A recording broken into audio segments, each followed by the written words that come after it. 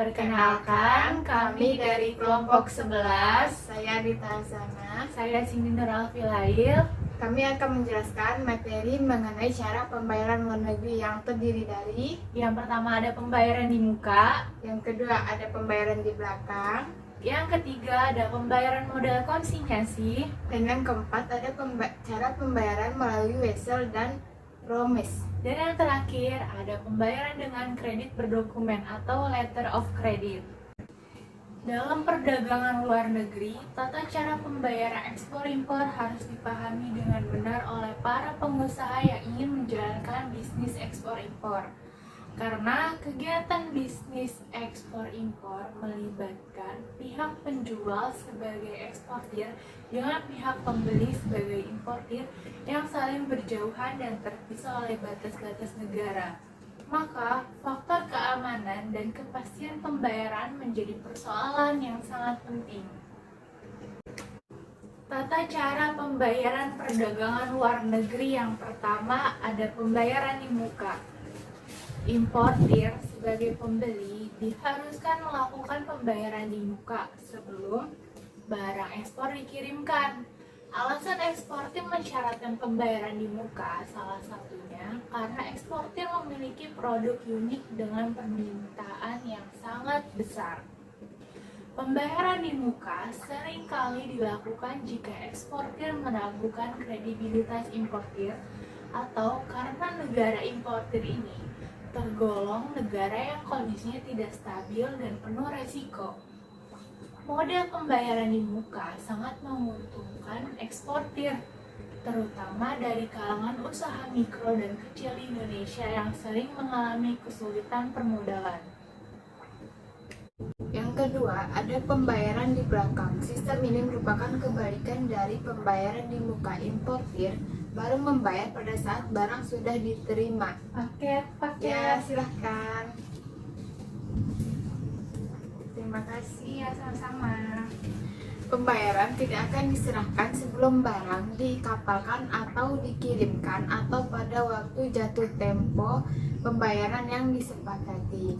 Setelah pengepalan barang, eksportir akan mengirimkan faktur kepada importir dengan mencantumkan tanggal dan waktu kapan importir harus membayar. Bahkan kadangkala eksportir memberikan potongan harga bagi pembayaran yang dilakukan sebelum jatuh tempo. Barang atau dokumen pengepalan dan dokumen lainnya dikirim langsung kepada importir sehingga importir dapat langsung mengambil barang setelah barang tiba di pelabuhan negara importir. Selanjutnya, importir melakukan pembayaran dengan transfer bank atau menggunakan wesel. Yang ketiga, ada pembayaran model konsinyasi, dapat diartikan sebagai cara pemasaran, yakni hak pemilik barang, konsigner, menitipkan barangnya untuk dijualkan oleh pihak lain atau konsigner. Permisi. Ya, Mbak, ini saya menitipkan barang ada 20 piece ya. iya Mbak, terima kasih. Iya. Jika barang tersebut laku, maka konsigner wajib menyetorkan uang hasil penjualan kepada pemilik barang. Dalam kaitannya dengan perdagangan ekspor-impor, pembayaran barang konsinyasi baru dilakukan oleh importir setelah barang-barang tersebut laku terjual. Namun, apabila barang-barang tersebut tidak laku terjual, maka konsinyasi tersebut akan dikembalikan kepada eksportir. Mbak, Iya. ini uang hasil penjualan yang Mbak titipkan kemarin, namun masih ada 2 pak yang tidak laku terjual. Iya, terima kasih Ya Mbak. Mbak, sama-sama. Yang keempat, ada pembayaran dengan wesel dan promise. Wesel adalah surat tagihan dari eksportir kepada importir yang dalam surat tagihan tersebut penjual meminta pembeli untuk membayar tagihan dengan cara pemindah bukuan atau mentransfer uang sesuai jadwal waktu yang telah ditentukan dalam wesel. Eksportir disebut pihak penagih atau penarik wesel sebab pihak inilah yang berhak menerima pembayaran, sedangkan importir disebut sebagai pihak tertagih atau tertarik karena Pembeli berkewajiban membayar barang. Wesel yang diterbitkan oleh eksportir dapat berupa wesel atas unjuk atau wesel berjangka. Wesel atas unjuk dapat segera dibayarkan manakala wesel tersebut ditunjukkan oleh eksportir kepada bank. Sementara cara pembayaran wesel berjangka diatur mengikuti jadwal waktu pembayaran yang ditentukan dalam wesel tersebut. Selanjutnya, ada pembayaran ekspor dengan cara promes. Promes adalah surat kesanggupan membayar yang dibuat oleh importir dan ditujukan kepada eksportir agar eksportir dapat mengambil pembayaran via bank yang ditunjuk.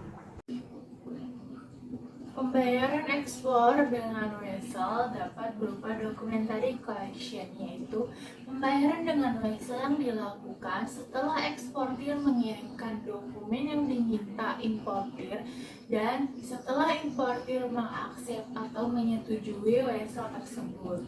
Documentary collection terbagi menjadi dua, yaitu documentary against payment, yaitu penyerahan dokumen dilakukan setelah adanya pembayaran dari importir. Yang kedua, dokumen against acceptance, yaitu penyerahan dokumen dilakukan setelah importir mengaksep wesel atau promise. Selanjutnya, clean atau bill collection, yaitu pembayaran wesel tanpa diikuti penyerahan dokumen. Dan cash again documents, yaitu penagihan kepada importir hanya dengan pengiriman dokumen pengapalan saja.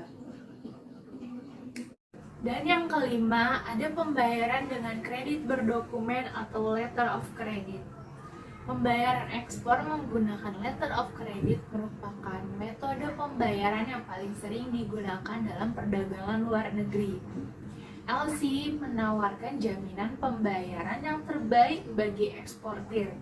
Penggunaan LC juga menguntungkan importir karena mendapat kepastian menerima barang sesuai kontrak.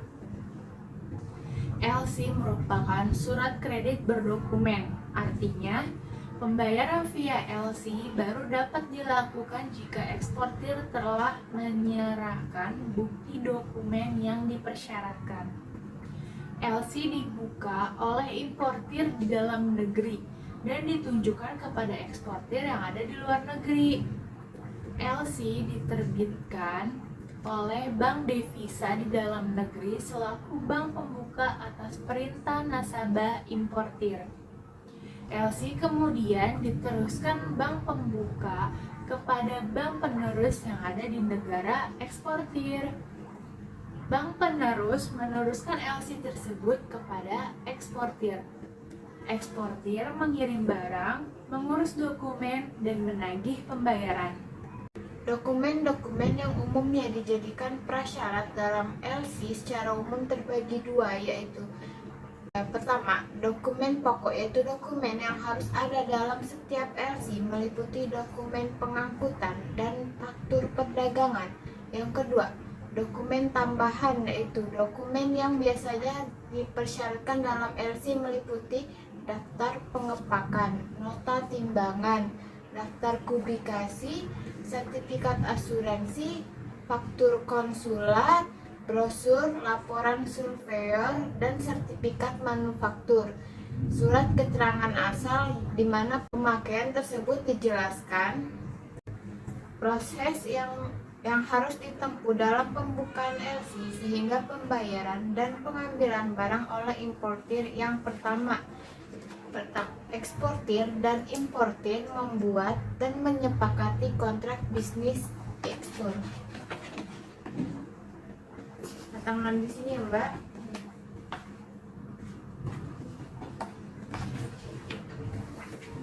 Lalu yang kedua, importir mengajukan pembukaan LC via bank devisa di negaranya. Bank devisa tersebut bertindak selaku bank pembuka. Lalu yang ketiga, bank pembuka memeriksa pengajuan LC dari nasabah importir. Yang keempat, bank pembuka meneruskan LC kepada bank penerus yang ada di negara eksportir. Bank penerus meneruskan LC kepada eksportir. Yang keenam, eksportir mengirimkan barang dan mengurus dokumen yang dipersyaratkan. Yang ketujuh, eksportir menyerahkan dokumen pengiriman barang dan dokumen lain yang dipersyaratkan dalam LC kepada bank penerus. Yang kesembilan, bank atau penerus tidak langsung membayar eksportir, tetapi meneruskan atau mengirim dokumen kepada bank pembuka. Selanjutnya, bank pembuka meneliti keabsahan dokumen dan kesesuaian dokumen dengan isi kontrak bisnis ekspor. Selanjutnya, setelah dinyatakan sah, maka bank pembuka melakukan pembayaran melalui bank penerus. Bank penerus meneruskan pembayaran kepada eksportir. Bank pembuka menagih pembayaran kepada importir. Selanjutnya, semua dokumen yang dipersyaratkan diserahkan kepada importir.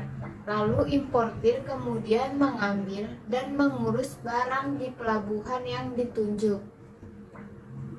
LC pada umumnya ditujukan untuk kepentingan eksportir. Eksportir akan mendesak importir untuk menerbitkan LC sebelum pengapalan barang.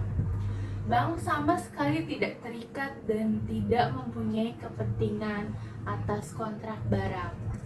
Bila barang yang dikapalkan ternyata tidak sesuai dengan yang dipesan sepanjang dokumen yang bersangkutan memenuhi syarat, maka importir yang bertanggung jawab atas pembayarannya.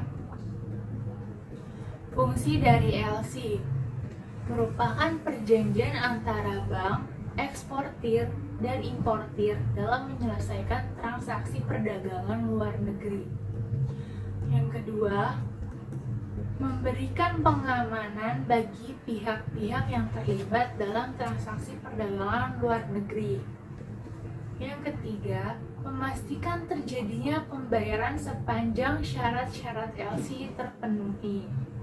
Yang keempat, merupakan instrumen yang didasarkan hanya atas dokumen dan bukan atas barang dagang. Yang kelima, membantu eksportir dan importir dalam hal pemberian fasilitas perdagangan luar negeri.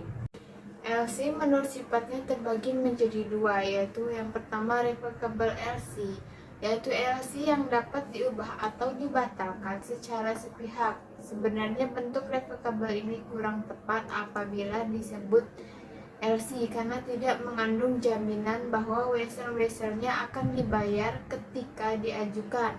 Oleh karena itu, jenis LC ini kurang disukai dan jarang dipergunakan.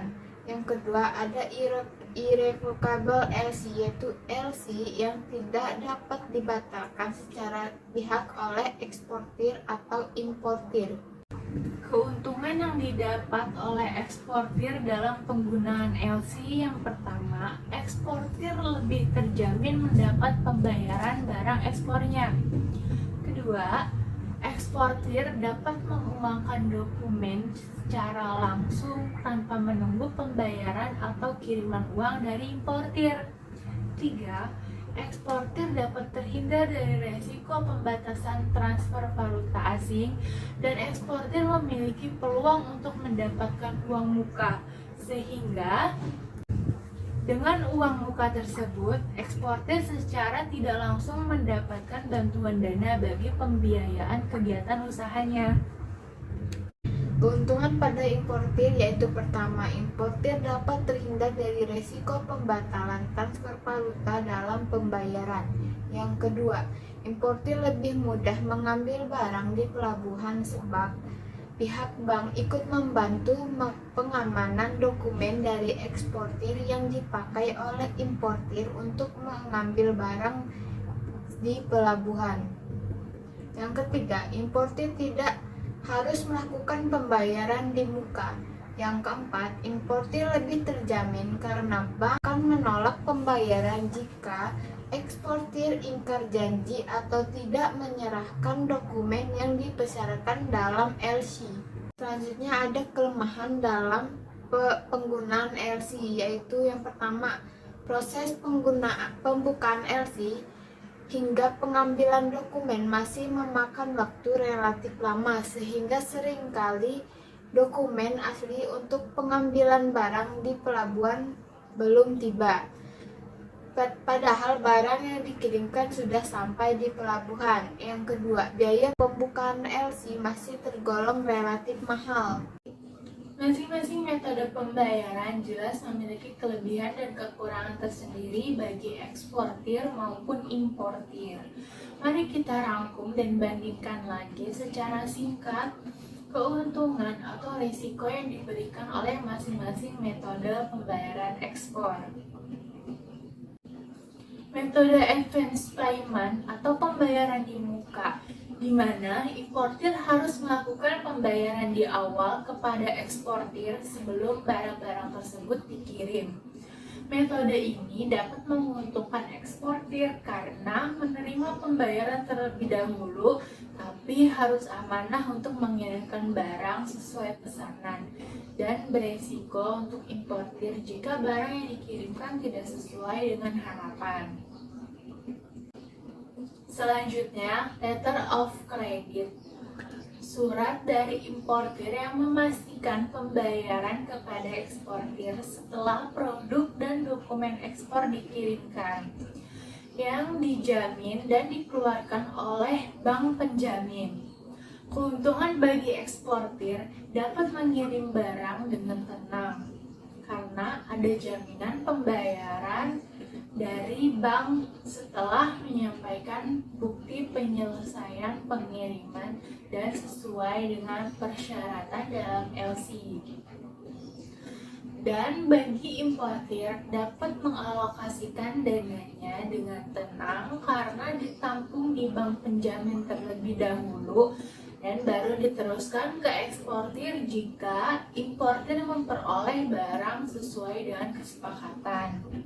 Namun, resikonya terdapat biaya yang cukup mahal dari bank untuk penerbitan. Kemudian, metode open account atau pembayaran di belakang, di mana importir tidak akan melakukan pembayaran apapun sebelum barang diterima oleh importir. Metode ini menguntungkan bagi importir karena menerima barang terlebih dahulu sebelum membayar, dan bagi eksportir terdapat resiko terlambat pembayaran atau bahkan bisa jadi tidak dibayar. Selanjutnya, metode consignment, di mana eksportir mengirimkan barang kepada importir sebagai titipan untuk dijualkan oleh importir. Namun, barang yang tidak terjual akan dikembalikan kepada eksportir. Metode ini menguntungkan bagi importir karena dapat menerima barang sebelum membayar dan bisa membayarnya ketika sudah ada penjualan. Resiko bagi eksportir, kemungkinan pembayaran terlambat dan bahkan bisa jadi merugi karena belum tentu barang yang itu terjual serta tidak ada jaminan pembayaran. Yang terakhir ada metode document against payment dan documents against acceptance. Kedua metode ini mirip dengan LC, tapi importir melakukan pembayaran sebelum mengambil dokumen ekspor untuk mengambil barang melalui bank.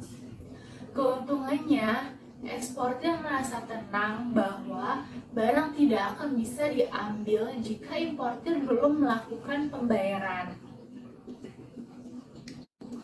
Dan importir merasa tenang karena bisa bayar setelah barang tiba di negara importir dan diperiksa kesesuaiannya melalui dokumen. Resiko untuk eksportir karena tidak ada jaminan dari bank, jadi importir bisa saja membatalkan pesanan. Biaya untuk metode ini lebih murah daripada LC, dan yang membedakan antara kedua metode ini yaitu pada documents against acceptance bagi importir terdapat jangka waktu pembayaran setelah menyetujuinya. Jadi, manakah metode pembayaran yang terbaik untuk digunakan dalam ekspor? LC jelas yang paling sering digunakan dalam transaksi ekspor karena memiliki resiko yang seimbang bagi eksportir maupun importir, akan tetapi memberikan kemudahan dan resiko yang kecil bagi importir juga dapat meningkatkan peluang mendapatkan kontrak penjualan. Sehingga ini merupakan pilihan yang harus dipertimbangkan baik-baik oleh sahabat UKM sebagai eksportir. Itulah video kami tentang tata cara pembayaran luar negeri. Kami mengucapkan terima kasih banyak kepada pihak-pihak yang terlibat dalam proses pembuatan video kami dari awal hingga akhir. Kami mohon maaf apabila terdapat kekurangan maupun kata-kata yang kurang berkenan dalam video kami ini. Kami akhiri, kurang lebihnya mohon maaf. Wabillahi taufiq wal hidayah. Wassalamualaikum warahmatullahi wabarakatuh.